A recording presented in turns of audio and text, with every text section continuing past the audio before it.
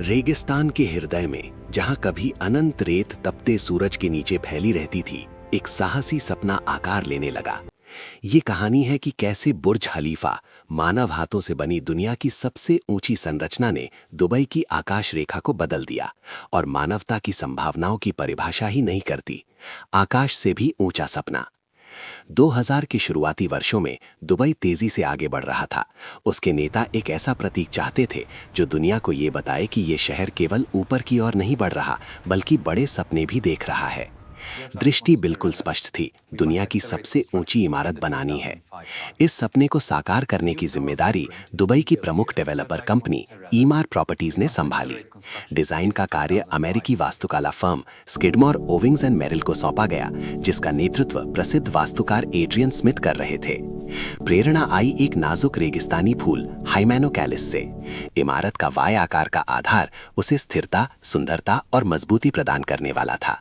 लेकिन दुनिया की सबसे ऊंची इमारत का डिजाइन बनाना एक बात थी, उसे बनाना बिल्कुल अलग चुनौती थी। रेगिस्तान में शुरुआत। निर्माण कार्य 2004 में शुरू हुआ। एक भी मंजिल खड़ी करने से पहले इंजीनियरों को ऐसी नींव तैयार करनी थी जो 800 मीटर से अधिक ऊंची संरचना का भार सह सके। मजदूरों ने रेगिस्तान की धरती में गहराई तक ड्रिलिंग की और भारी मात्रा में प्रबलित कंक्रीट डाला, ताकि एक ऐसी मजबूत नींव तैयार हो सके जो असंभव सा लगने वाला भार उठा सके। दुनिया भर से आए 12,000 से अधिक श्रमिक दिन रात मेहनत कर रहे थे। रेगिस्तान की गर्मी बेहद कठोर थी, तापमान अक्सर 45 डिग्री सेल्सियस से ऊपर चला जाता था। कंक्रीट को फटने से बचाने के लिए उसे रात में डाला जाता था और उसमें बर्फ मिलाकर ठंडा किया जाता था, ताकि उसे ऊपर तक पंप किया जा सके। हाँ, ऊपर तक पंप किया जाता था। जैसे जैसे टॉवर ऊंचा होता गया, विशेष उच्च प्रदर्शन कंक्रीट विकसित करना पड़ा, जो दबाव और तेज हवाओं को सह सके और फिर भी इतनी हल्की हो कि रिकॉर्ड ऊंचाई तक पहुंच सके। बादलों की ओर दौड़। 2007 तक ये संरचना टाइपे 101 की ऊंचाई को पार कर चुकी थी और पूरा होने से पहले ही दुनिया की सबसे ऊंची इमारत बन गई थी। लेकिन ऊंचाई के साथ नई समस्याएं भी आईं। अत्यधिक ऊंचाई पर हवाएं बहुत शक्तिशाली और अप्रत्याशित होती हैं। इंजीनियरों ने टॉवर के पीछे हटते सेटबैक्स और घुमावदार आकार को इस तरह डिजाइन किया कि वो हवाओं को भ्रमित कर दे और कंपन को कम कर सके।